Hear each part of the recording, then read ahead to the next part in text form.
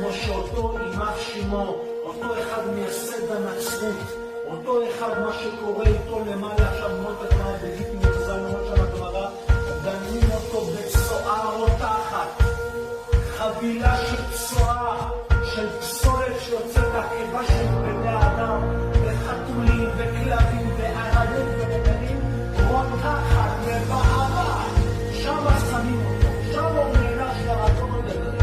זה חבל, זה לא עובד, כל הכנסיות, כל הצלבים שלהם, הצלב הגדול הזה על הארון בברזיל, מתפוצץ לרסיסים, וכל העולם, כולם.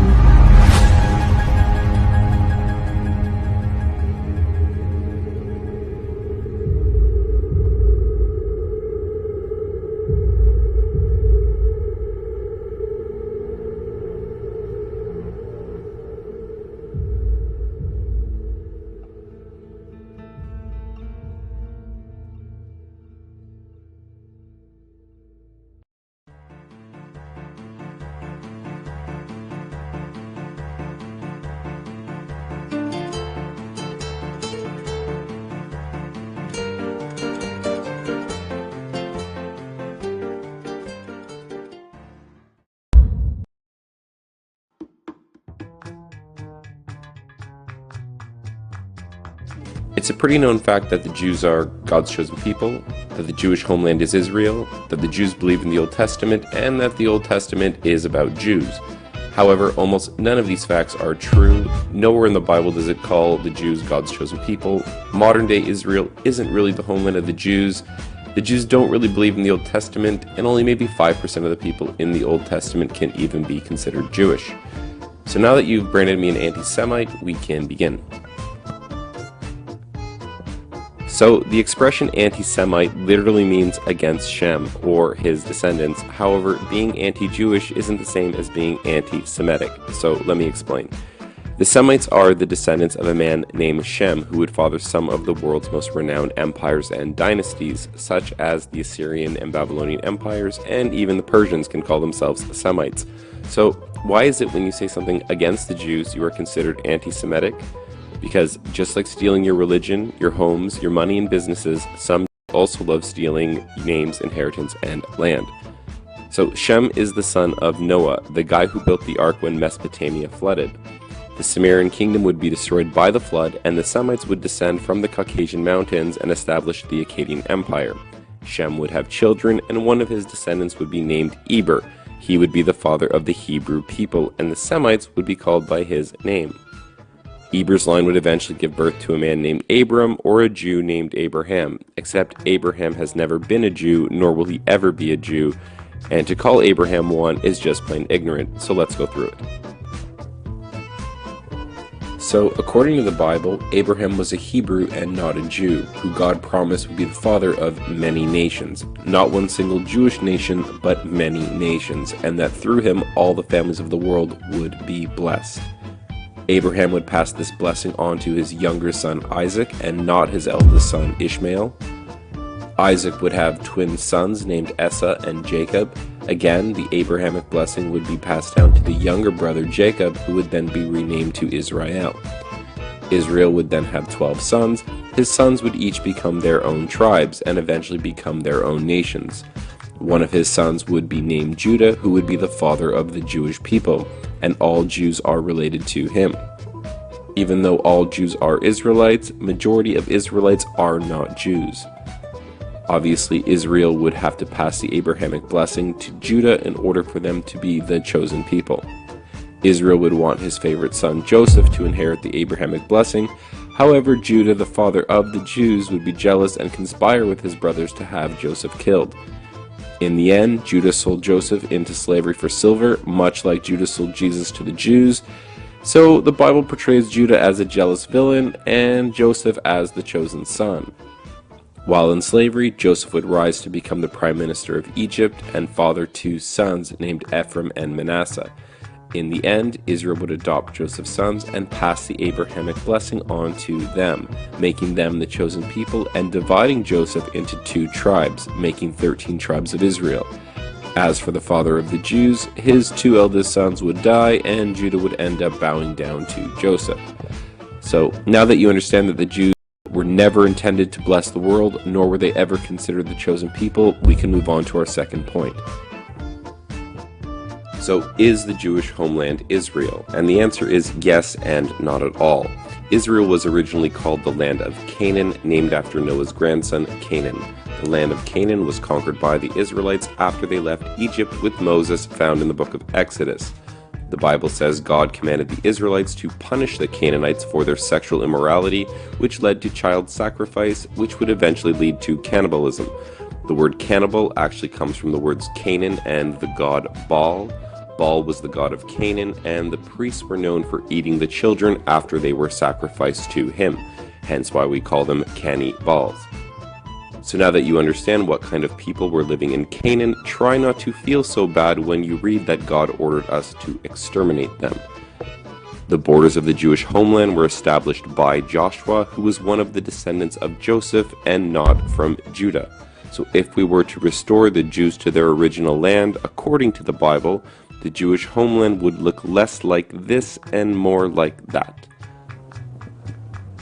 So, like the story of Joseph and Judah, their children likewise wouldn't get along either. After becoming nations, there would be a civil war. The Jews would rule the southern kingdom of Judea, while Joseph's sons would rule the northern kingdom, keeping the name Israel. They would have different religions, believe in different gods, and while Judah stayed in Judea, Joseph would ally himself with the Phoenicians and establish colonies and trade posts all over the Mediterranean. The kingdom of Israel would be corrupted by foreign ideologies, and like the Canaanites would fall into materialism, sexual immorality, and child sacrifice, which would lead to them being conquered by the Assyrian Empire. Some of the Israelites would be taken into captivity into the lands of Assyria and Media, while some of the Israelites and Phoenicians would flee to their colonies and trade posts, fulfilling the promise made to Abraham that the world would be blessed through him, as he would be the father of many nations. So the sons of Joseph would become fruitful and multiply among the nations, forgetting who they are, which shouldn't surprise us considering their names literally mean fruitful and forgetful.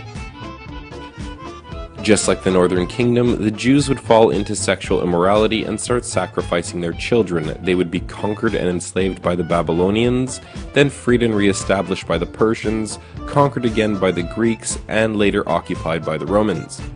While under Roman rule, the Jews would launch the greatest revolution in Roman history, known as the Great Revolt, which would fail, causing Judea, Jerusalem, and the Jewish temple to be destroyed, ironically fulfilling everything Jesus and the Christians said would happen. The Jews, not being satisfied with losing their temple and homeland, would stab the Romans in the back by launching 2 more rebellions, killing over 500,000 Greeks and Romans. God would bless the chosen people with 2 more humiliating defeats, along with a banishment from the land, causing Judea to be renamed to Syria Palestina.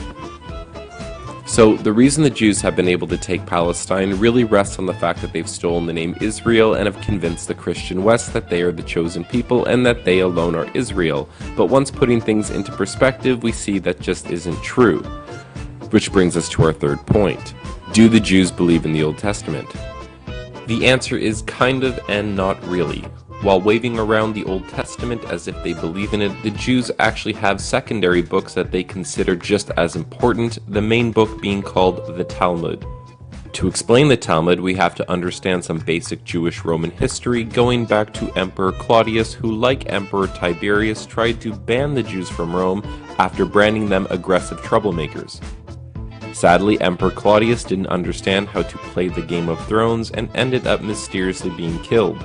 His successor, Emperor Nero, would lift the Jewish ban, which shouldn't surprise us considering the Talmud says he was a Jewish convert. Nero and his Jews would engage in some of the most barbaric acts known to man. Just to give you an idea of how crazy this pro-Jewish Roman emperor was, Nero burned down Rome and blamed it on the Christians, causing them to be tortured and killed in the worst ways imaginable. He murdered his entire family, then kicked his pregnant wife and unborn child to death, and then castrated a young boy named Sporus and forced him to dress like the wife who he had just murdered. With the coming of Jesus, the Jews would divide into 2 main groups. Those who believed that Jesus is the Messiah, while the other group of Jews rejected this claim, believing that their Messiah would come wielding a sword to destroy the Romans and set up a Jewish empire, which is what led the Jews to revolt against Rome in the first place. That, and they just didn't want to pay taxes. After their failed rebellions, the Jews would retreat to Babylon, creating the religion we know today as Judaism, making Christianity older by about 200 years. The Jews would argue and say that the Talmud is the oral law that was passed down orally without any mistakes since the time of Moses, before finally being written down between 200 and 400 years after Jesus. This would place the Jews in first place above the Muslims for the longest, most successful game of broken telephone ever played. The Talmud speaks of its love for Christians by calling the mother of Jesus a whore and calling Jesus a bastard sorcerer who is in hell boiling in human shit. Which brings us to our last point. Is the Old Testament about Jews? The answer is no, not really. Because the Jews have stolen the name Israel, you would never guess that the majority of the people in the Bible are not Jewish. The Apostle Paul, for instance, even though everyone calls him a Jew, Paul quickly separates himself from the Jews and says, "I am an Israelite of the tribe of Benjamin." The Bible also says that God sent Paul to preach among the Israelites, and funny enough, Paul's ministry wasn't in Judea, but he was sent to preach to the Galatians in Asia Minor, the Greeks in Greece, and the Romans in Rome. The Bible is constantly separating the kingdom of Israel from the kingdom of Judah, as it is constantly separating Joseph from Judah. The entire Jewish deception and hijacking of the Bible depends on them stealing the terms Semites, Hebrews, and Israelites. For example, Moses, the man who wrote the first 5 books, known as the Torah, did not come from the tribe of Judah, nor was he part of the kingdom of Judea, yet somehow he is a Jew. The reality here is the majority of the people in the Old Testament are not Jewish. The Bible is a book that tells the history of many nations and peoples, like the Semites, Hebrews, Israelites, Egyptians, Phoenicians, Babylonians, Assyrians, Armenians, Persian, Greeks, Romans, and many others. It's not only about Jews.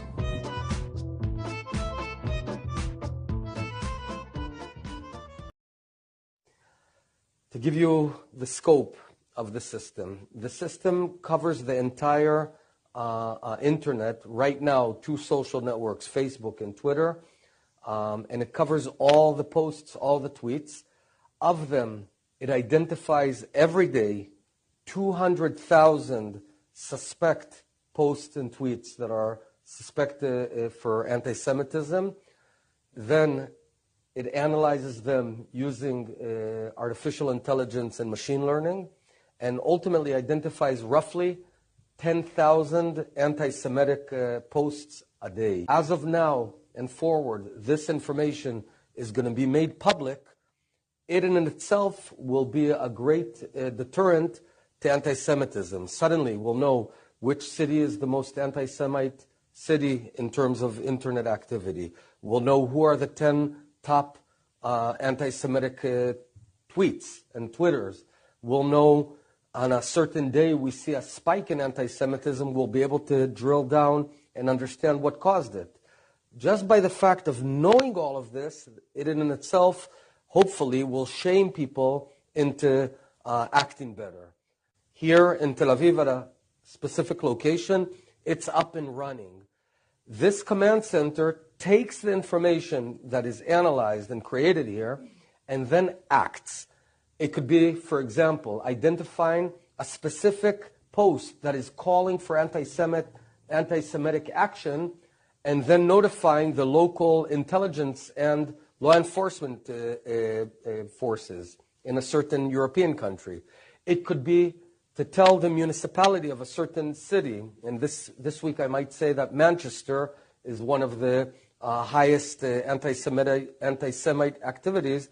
So call up the mayor and tell him, do something about this. So by knowing this information, we can act. And this group of analysts within the command center, it's up and running as of now. The Jewish writer Moritz Steinschneider invented the term anti-Semitic in 1860. The term would be used to silence all those that dare to expose Jewish crimes.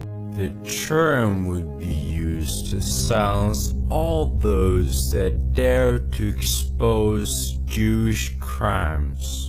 Because of the predominantly Jewish character of the regime, the very first piece of legislation approved by the communist regime was the Anti-Semitism Act in 1917. Anti-Semitism was made a capital crime. An anti-communist was regarded as an anti-Semite. Leon Trotsky also started using the word racist to browbeat all dissenters of the communist ideology and to render debate impossible. These words are used still to this day to bully any politically incorrect person into silence. Even more now than ever, they're trying to make it punishable to question or criticize their actions by calling it hate speech, fake news, or anti-Semitic. Anti-Semitism is used as a great blockade. When somebody's called an anti-Semite, it's usually because they've asked some question or made some comment about Jewish behavior in some way, shape, or form. And because Jews don't want to discuss that behavior, they call you an anti-Semite for daring to question that Jews do anything bad ever. That's really why it is used. Anytime you say something about Jews, Zionists, Israel, anything with a tangent to Jews that is in a negative light, you're going to be called an anti-Semite by the Jews, because this is the defense mechanism that they use to cover up their crimes and to prevent analysis of the criminal action that has happened, which so very often leads to a Jewish perpetrator. The Jewish philosophy is, how did Franz Seiler describe it the other day? It is an excuse to commit crimes. That's all it is. You put all your morals aside and you can do anything. That's the Jewish philosophy. And of course the other part of it, for the people who actually are Jewish and following the dictates of the Talmud, believe that they are better than everybody else, and they act accordingly, and we see the horror in the world that is generated by that insanity. Often when there is dissent expressed in the United States against policies of the Israeli government, people here are called anti-Semitic. What is your response to that as an Israeli Jew? Well, it's a trick. We always use it. When from Europe somebody is criticizing Israel, then we bring up the Holocaust. When in this country people are criticizing Israel, then there are anti-Semitic. And the organization is strong and has a lot of money, and the ties between Israel and the American Jewish establishment are very strong, and they are strong in this country. As you know, they have power, which it's okay. They are talented people, and they have power, money, and media, and other things. And their attitude is Israel, my country, right or wrong, the identification. And they are not ready to hear criticism. And it's very easy to blame people who criticize certain acts of the Israeli government as anti-Semitics, and to bring up the Holocaust and the suffering of the Jewish people. And that justify everything we do to the Palestinians. Give them the guilt trip. Yeah, absolutely. We need to play on that guilt. I bring up everything from the past. 50 years. It's a trick. We always use it. When from Europe somebody is criticizing Israel, then we bring up the Holocaust. When in this country people are criticizing Israel, then there are anti-Semitic. Give them the guilt trip. Yeah, absolutely. We need to play on that guilt. I bring up everything from the past. 50 years.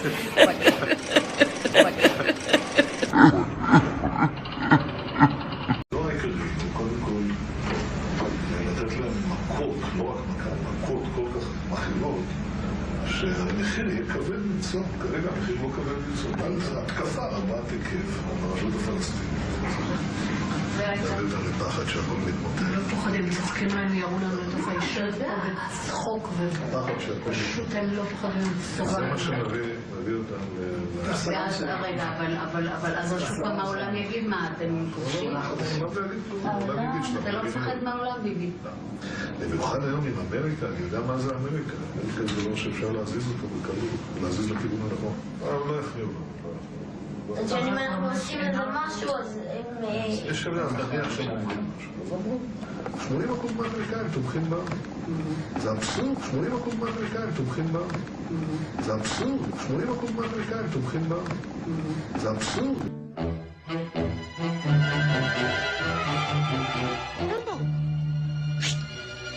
You see what I see?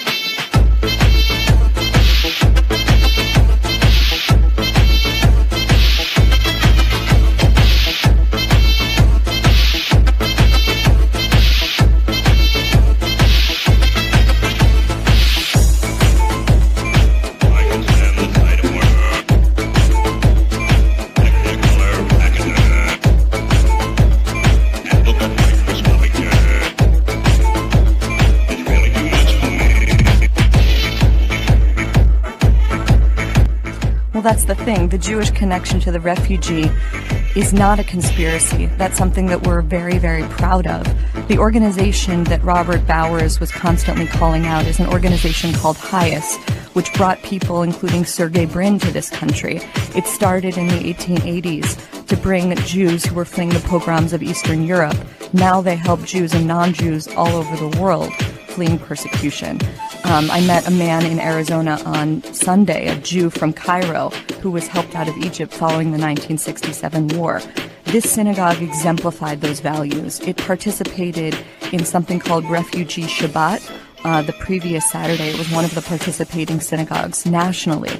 And the concept, as in all Jewish synagogues that reflect the most sacred of Jewish values, is the value of hachnasat orchim, of welcoming the stranger, and especially of welcoming the weakest in our community, which there's no weaker category in our society than the refugee.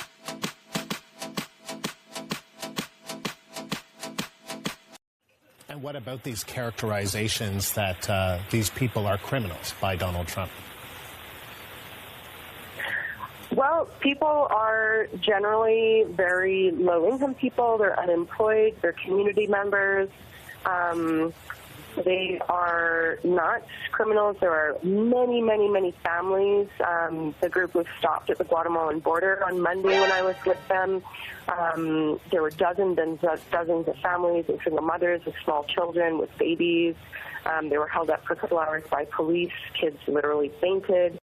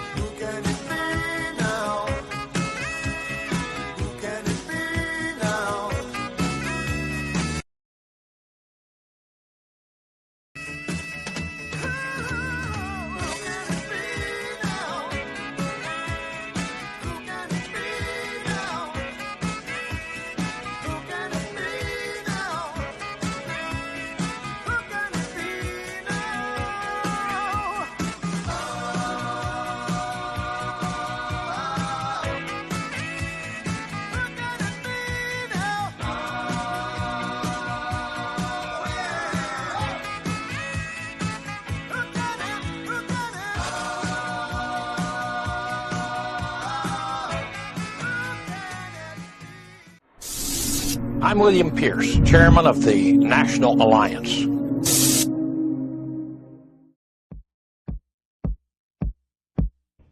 My example today is a recent paper written for the Center for Immigration Studies by Dr. Stephen Steinleit. Dr. Steinleit spent more than 5 years as the Director of National Affairs for the American Jewish Committee. He's certainly no fringe Jew, but rather is a real Jew's Jew, right at the core of Jewish power. His paper, which you can find for yourself on the internet at CIS.org, is titled The Jewish State in America's Changing Demography. It is a paper written by a Jewish leader primarily for his fellow Jews, and so is perhaps a bit more revealing of Jewish attitudes than it would be if it were addressed to the general public instead. I can't read Steinleit's whole paper to you because it's 26 pages long, but I'll try to give you the general flavor with just a few excerpts. For example, on page 7 he says, and I quote, "Is the emerging new multicultural American nation good for the Jews? Will a country in which enormous demographic and cultural change, fueled by unceasing large-scale non-European immigration, remain one in which Jewish life will continue to flourish as nowhere else in the history of the diaspora? In an America in which people of color form the plurality, as has already happened in California, most with little or no historical experience with or knowledge of Jews, will Jewish sensitivities continue to enjoy extraordinarily high levels of deference? And will Jewish interests continue to receive special protection? Does it matter that the majority of non-European immigrants have no historical experience of the Holocaust or knowledge of the persecution of Jews over the ages, and see Jews only as the most privileged and powerful of white Americans? End of quote. You really need to read that statement over 2 or 3 times and let it sink in to get the full impact. To realize that Steinleit has just announced that Jewish interests get special protection because Americans want to make up for the persecutions they have been led to believe that Jews suffered more than 50 years ago during the so-called Holocaust. That it is dangerous to let immigrants in who haven't been indoctrinated with propaganda because they might see the Jews for what they really are, namely the most privileged and powerful group in America. But how nicely Steinleit says that. How smoothly. Well, Steinleit goes on to complain that Jews already are losing some of their power. He mentions the Jews in the Congress who have been replaced by Asians and Hispanics, and he asks whether Jews can ever again hope to have 10 Jewish senators, as they do now, if present immigration trends continue. We should note that if the Jews were represented in the Senate in proportion to their percentage of the population, there would be only 2 Jewish senators now instead of 10. And then Steinleit asks, and I quote, how long do we actually believe that nearly 80% of the entire foreign aid budget of the United States will go to Israel? Steinleit says, and again I quote, not that it is the case that our disproportionate political power, pound for pound the greatest of any ethnic cultural group in America, will erode all at once or even quickly. We will be able to hang on to it for perhaps a decade or 2 longer. Unless and until the triumph of campaign finance reform is complete, an extremely unlikely scenario, the great material wealth of the Jewish community will continue to give it significant advantages.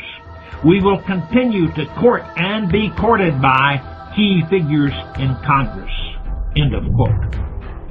Steinleit's paper is really fascinating reading, and gradually one begins to understand that the Jews' whole concern about immigration and politics is Jewish power.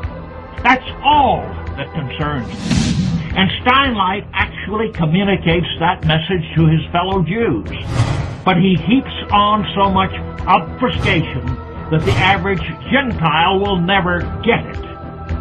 Here's another little gem from Steinleit's paper. After mentioning how rapidly the political power of the Hispanic segment of the U.S. population is growing,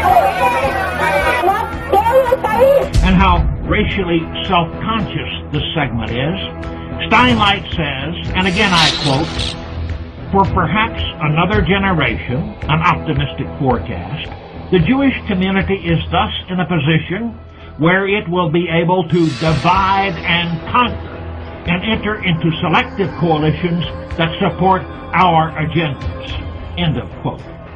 Did you catch that bit about divide and conquer? Of course, that was the motive driving the campaign for the new immigration law in 1965 that brought in the flood of non-white immigrants who have so drastically darkened America in recent decades. And it is the motive behind the Jews' insistence now that our borders be kept open and that the government do virtually nothing to halt illegal immigration. The motive from the beginning was to dilute white political strength, to multiculturalize America so that whites couldn't gang up on the Jews. Europe is not going to be the monolithic societies that they once were in the last century. Jews are going to be at the center of that. It's a huge transformation for Europe to make. They are now going into a multicultural mode, and Jews will be resented because of our leading role.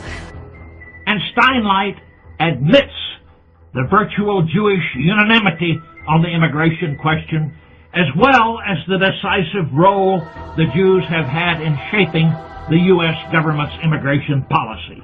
They are now going into a multicultural mode, and Jews will be resented because of our leading role. But now, Steinlein is telling his fellow Jews, now is the time for us to change America's immigration policy again, so that we Jews can continue to hang on to our power. We need to have fewer Muslim immigrants. لو سألك أحد الأطفال من هم اليهود فماذا تجيب؟ أعداء الله ورسوله. اليهودي هو الشخص اللي احتل أرضنا قتل في الأنبياء. أعدائنا الأزليين أكيد. And we need to slow immigration down so that the new non-white immigrants can lose their own sense of identity, shed the influences from their home countries, and become fully Americanized, which means fully subject to Jewish control through the mass media. And Steinlein comes right out and says how that control is to be exercised. He says, quote, "It is also true that Jewish economic influence and power are disproportionately concentrated in Hollywood, television, and in the news industry." And then a few pages later, after saying some very unkind things about Muslims, he tells us, quote, "I suspect that MTV, for better or for worse, will prove more powerful with young Muslim immigrants than the mullahs." What is that if not gloating over his fellow power to capture and control the minds of non-Muslims, even to wean young Muslims away from their religion, away from the influence and guidance of their own spiritual leaders through the Jewish control of the media? He doesn't have to spell it out for his fellow Jews. They already know that MTV is owned by the billionaire Jew Sumner Redstone, born Murray Rothschild, and that the whole aim of MTV propaganda is to multiculturalize young Americans, to cut them loose from their own racial and cultural and religious roots and make rootless cosmopolitans of them with no sense of racial identity or loyalty. The Jews know all of this. The Gentiles listening to Steinlein will never get it. To communicate the way Steinlein does takes a special ability, I chose Steinleit's recent paper to illustrate this because Steinlein is a policy-making Jew with unquestionable credentials, and because the paper is available to anyone with access to the internet at CIS.org. Unless you think I'm exaggerating or distorting his message by paraphrasing it, study Steinleit's paper for yourself and see where it leads you. I should quote exactly what he says on page 18 of his paper. He says, quote, "We get a free pass, I suspect, largely over Christian guilt about the Holocaust." There's one area of Steinleit's paper that gives additional insight into the Jewish mode of deception, and that's his commentary on Muslims, whom he regards as an especially problematic group of immigrants. I'll quote for you exactly what he says, beginning on page 21 of his paper. "Muslim fundamentalism is," he says, and I quote, "a totalitarian political ideology with strong theocratic and fascistic elements." He goes on to say, quote, "Islamism is profoundly hostile to pluralism, religious tolerance, democracy, secular civil society, Jews, Zionism, and Israel." He complains about Muslim fundamentalism's, quote, "intolerant religiosity, irrational atavistic values, and misogyny." Gee, what other Semitic religion does that description remind me of? Except for the bit about hostility toward Jews, Zionism, and Israel, what he says about Islam describes Orthodox Judaism perfectly. And there's much more. Steinlein complains about the multiplicity of Islamic social and religious organizations in the United States and how they all stick up for each other. And get this, he actually complains that Muslims, when criticized or questioned, raise the, quote, red herring of Islamophobia. How noble and honest it is of the Jews. They never raise the red herring of anti-Semitism to deflect criticism from themselves. Anti-Semitic, shame! Shame! But that is only the beginning of Steinleit's arrogance and deception. It also is an example of the breathtaking height of arrogance to which Jews customarily rise in their lying. There's much more I could say about such things as the way in which the Jews used such techniques as interfaith dialogue to completely vitiate Christianity and make the Christian churches into obedient lapdogs. Study Steinleit's paper for yourself and see where it leads you.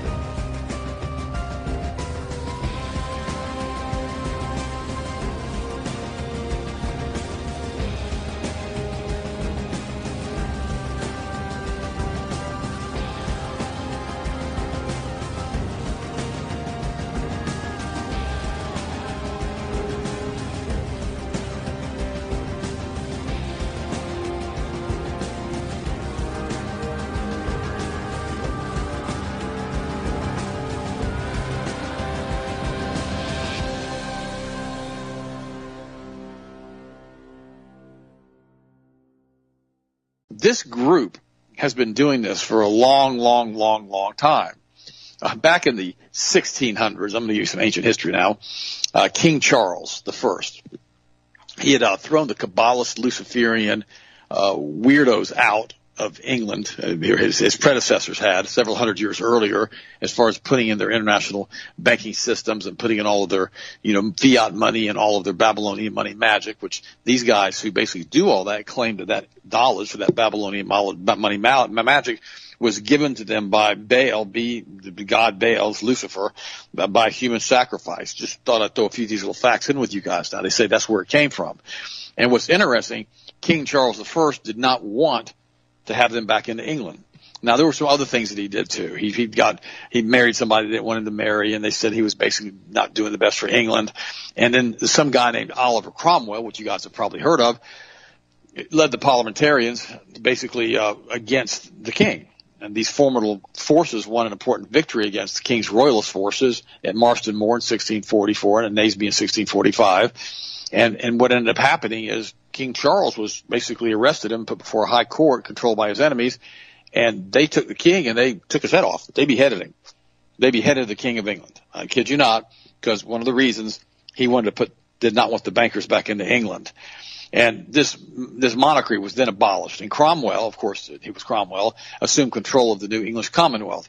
In 1658, however, Cromwell died, and he was succeeded by his eldest son, Richard, who was forced to flee to France the following year with the restoration of the monarchy and the crowning of Charles II, the son of Charles I. Oliver Cromwell was posthumously the guy who killed the monarch. He was basically convicted of treason after he was dead, and his body was dug up from its grave in Westminster Abbey. It was disinterred, and then they hanged his dead body from the gallows at Tyburn. I guess this is what you got to go to stop some of this mess. You got to dig up the dead people and convict them of treason and hang them. I guess we could do that with a lot of people that have been involved with the United States and what they've done for the past 100 years. And I would probably dig up Woodrow Wilson and do the same thing to him because of what he did. And so what happened is this group of people about 300 or 400 years earlier, and the reason they were so about going into England and invading it, they were very angry. They were in part of Ukraine, and this was this mafia group that were the snake people, and they continued to sacrifice the young children and infants to blood sacrifices, ceremonies to Baal.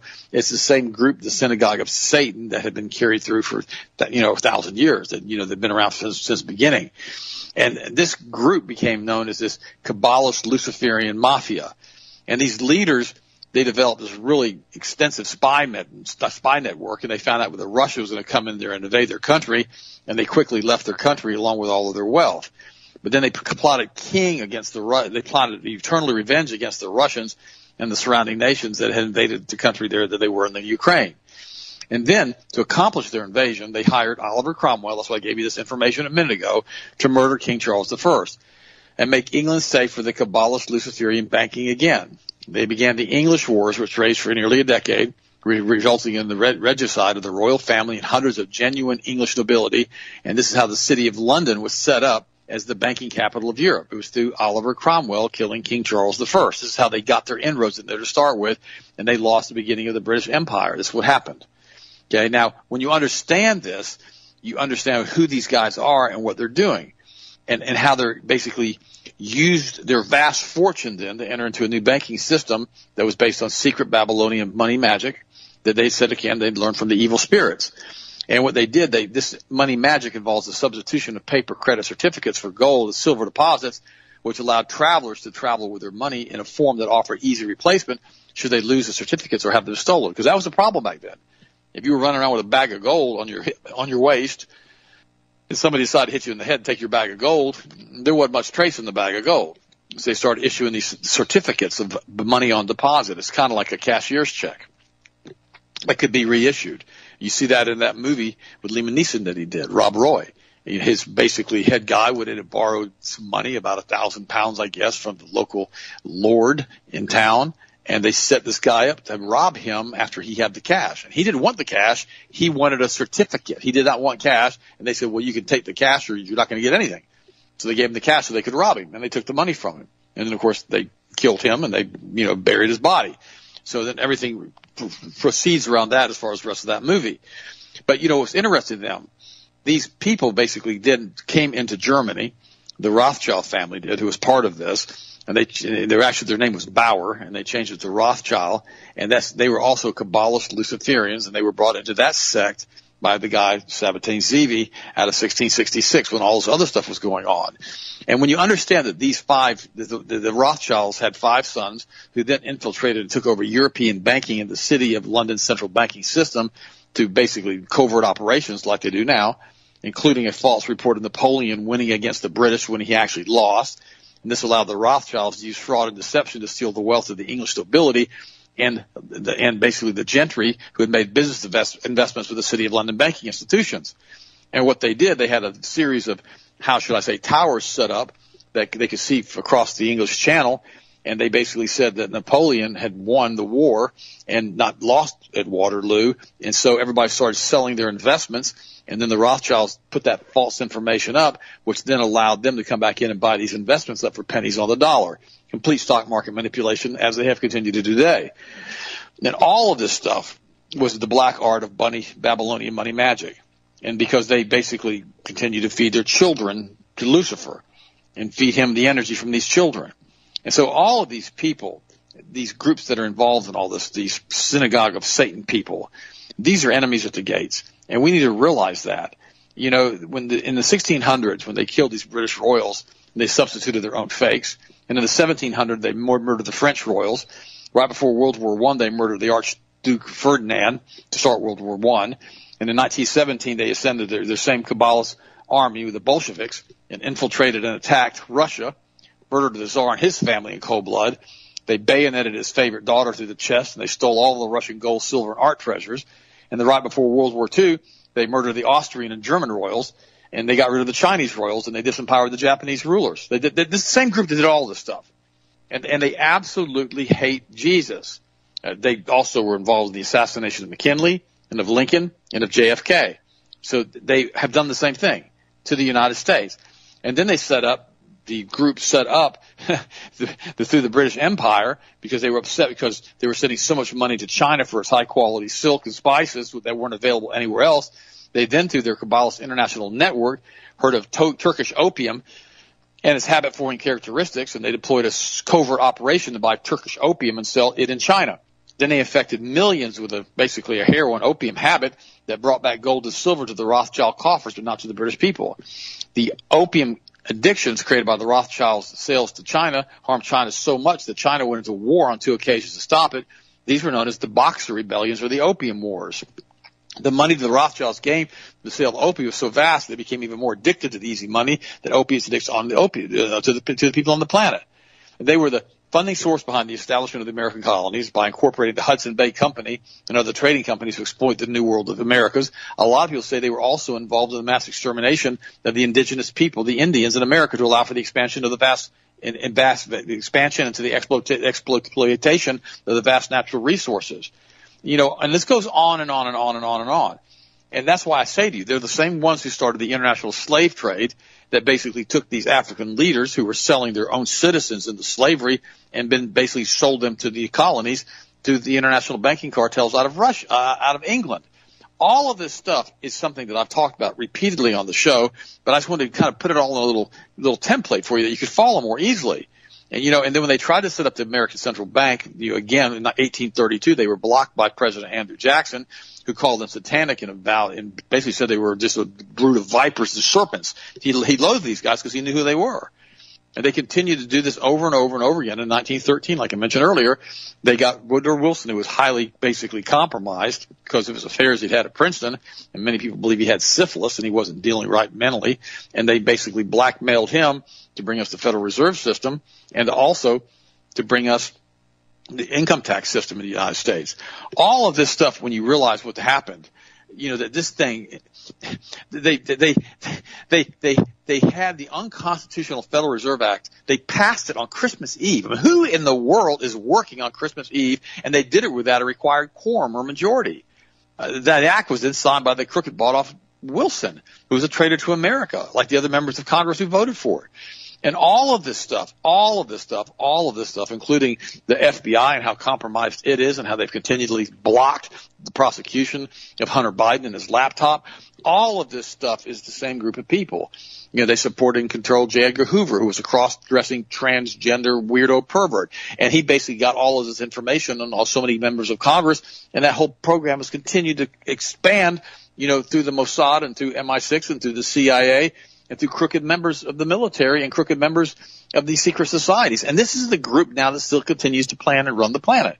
And they're the bloodline families, the same group of families that basically started the Federal Reserve. It's not just the Rothschilds, there's a whole group of them, but they're the ones who control and operate through State Street, Vanguard, and BlackRock, and through the Aladdin program that we've talked about so many times. And these individuals are completely and totally dedicated to Lucifer, Baal, or Moloch, or Ein Sof, pick a name, it's all the same entity, and they worship this thing, this fallen snake in a tree, as if he's God. And they really believe that when they turn the world completely upside down, that they can resurrect him from the pit, and he can come out of the temple steps, like it says in Thessalonians, and declare himself God, and then the entire world will be underneath their control, and they can go ahead and continue with the depopulation of the planet and turn right back around and have about 2,500 slaves each, is what the writing says. And this is the Khazarian group that the Bible calls the synagogue of Satan, that's been around since Moses basically left Egypt and the 70 elders met with Lucifer while Moses supposedly met with God. This is from their own teaching. This is what they say. And they considered him to be the real God and Moses' God to be not the real God. This is the same group that has permeated through our historical system for thousands and thousands of years, that remain hidden in the shadows by putting cutouts and hiring people to run their devious schemes for them, which don't allow them to ever be pointed out as the ones involved in it. I talked about this yesterday. So I want to cover that with you because I want to go into detail with it, because this is the same group now that's paying to have that new food stuff put out that Austin just talked about. It's the same group that is doing the COVID shots and killing all of the people. It's the same group that's sterilizing the children, the boys and the girls. It's the same group. They want to set up a new world government with a new world religion under Lucifer. This is the group.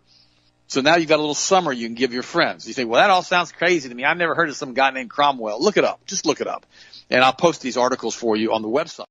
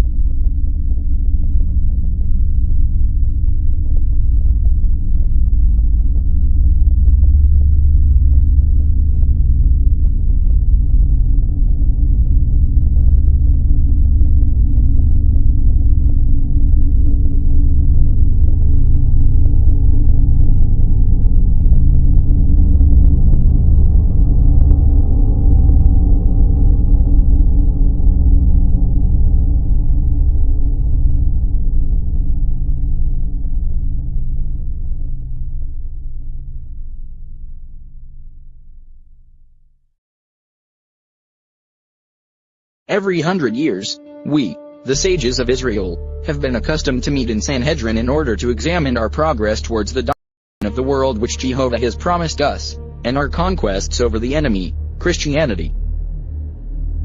This year, united over the tomb of our Reverend Simeon ben Yehuda, we can state with pride that the past century has brought us very near to our goal, and that this goal will be very soon attained. Gold always has been and always will be the irresistible power. Handled by expert hands, it will always be the most useful lever for those who possess it, and the object of envy for those who do not. With gold we can buy the most rebellious consciences, can fix the rate of all values, the current prices of all products, can subsidize all state loans, and thereafter hold the states at our mercy. Already the principal banks, the exchanges of the entire world, the credits of all governments, are in our hands. The other great power is the press. By repeating without cessation certain ideas, the press succeeds in the end in having them accepted as actualities. The theater renders us analogous services. Everywhere, the press and the theater obey our orders. By the ceaseless praise of democratic rule, we shall divide the Christians into political parties. We shall divide the Christians into political parties.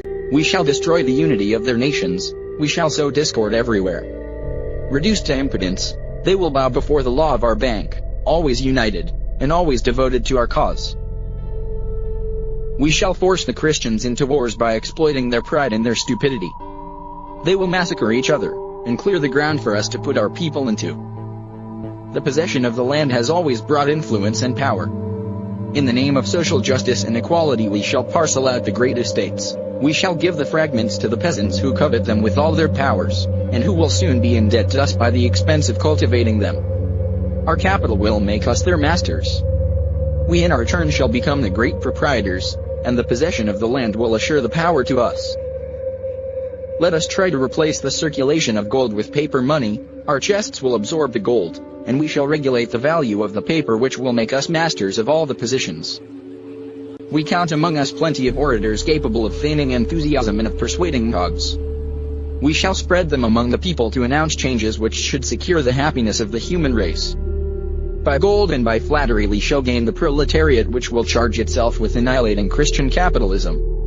We shall promise workmen salaries of which they have never dared to dream, but we shall also raise the price of necessities so that our profits will be greater still. In this manner we shall prepare revolutions which the Christians will make themselves, and of which we shall reap the fruit. By our mockeries and our attacks upon them we shall make their priests ridiculous then odious, and their religion as ridiculous and as odious as their clergy. Then we shall be masters of their souls. For our pious attachment to our own religion, to our own worship, will prove the superiority of our religion and the superiority of our souls. We have established our own men in all important positions. We must endeavor to provide the goyim with lawyers and doctors. The lawyers are okra with all interests. Doctors, once in the house, become confessors and directors of consciences. But above all let us monopolize education. By this means we spread ideas that are useful to us, and shape the children's brains as suits us. If one of our people should unhappily fall into the hands of justice amongst the Christians, we must rush to help him, find as many witnesses as he needs to save him from his judges, until we become judges ourselves.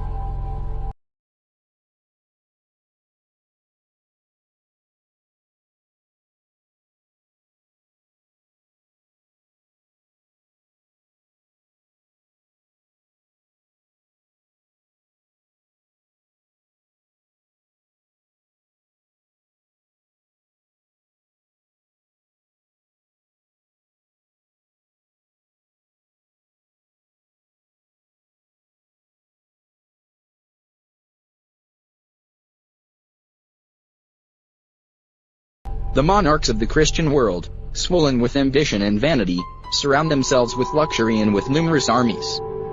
We shall furnish them with all the money their folly demands, and so shall keep them in leash.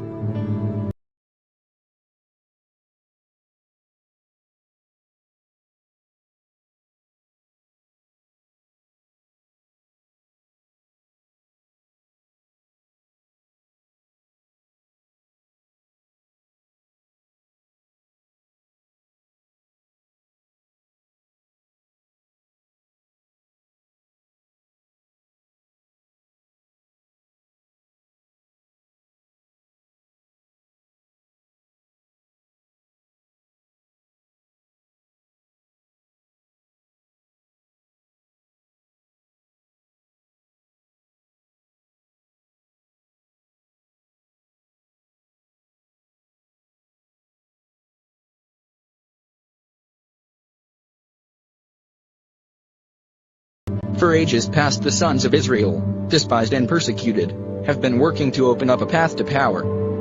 They are hitting the mark. They control the economic life of the accursed Christians. Their influence preponderates over politics and over manners. At the wished-for hour, fixed in advance, we shall let loose the revolution, which by ruining all classes of Christianity, will definitely enslave the Christian to us. Thus will be accomplished the promise of God made to his people.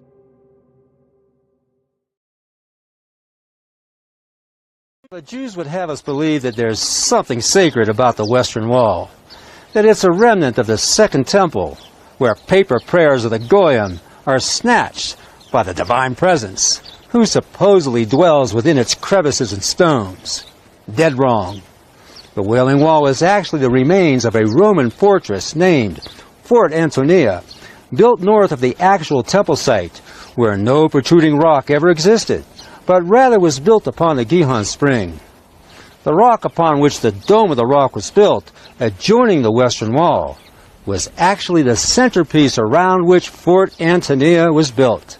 There's nothing sacred about this rock or this wall. The Wailing Wall is the seat of a satanic ritual outlined by the 13th century occult system known as the Kabbalah, as expounded in the Zohar and expanded upon by the 18th century Hasidic movement. You see, this so-called divine presence at the Wailing Wall is actually the Kabbalistic feminine emanation of their false god, the Shekinah. Watch closely how the rabbis thrust their pelvises and penises back and forth in a prescribed prayer movement called davening, in which the Jew copulates with the Shekinah in order to give birth to an erotic union with the Ein Sof, the Kabbalistic masculine emanation of their false god. Now watch this young Jewish boy who, instinctively knowing that davening is a lewd and embarrassing act, just can't bring himself to perform the thrusting of his pelvis. My friends, for Rand Paul and for so many other saps like McCain, Bush, Obama, Clinton, and Romney, to perform the rite of political passage at the Wailing Wall is nothing less than to shake hands with the devil. And if God doesn't dwell in temples made by human hands, as the Bible tells us, much less would he dwell in a Roman fortress. Not only are our politicians selling their souls to the Jews at a Roman fortress named Fort Antonia, misnamed the Western Wall, they're participating in a lewd occult ritual where the so-called divine presence is actually Satan himself. God will not be mocked. Let God be true, and the Jews are liars. Real men, white, Christian men. All right, so it's not that the Jew runs the media or that he owns all the banks. The Jews clearly control the media and the banks. They undermine traditional life, and they deracinate society, tear out the roots. Real people derives its genius from the land, from the sun, from the sea, from the soil. You know, this is how they know themselves. They don't even have soil. Notice the Israelis. It's a fundamentally secular society. They no longer need Judaism because they have soil, because the real Jew is a wanderer. He's a nomad. He's got no roots and no attachments, so he universalizes everything.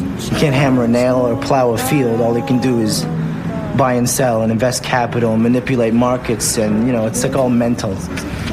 He takes a life of a people that's rooted in soil, and then he turns it into this cosmopolitan culture based on books and numbers and ideas, and, you know, this is his strength.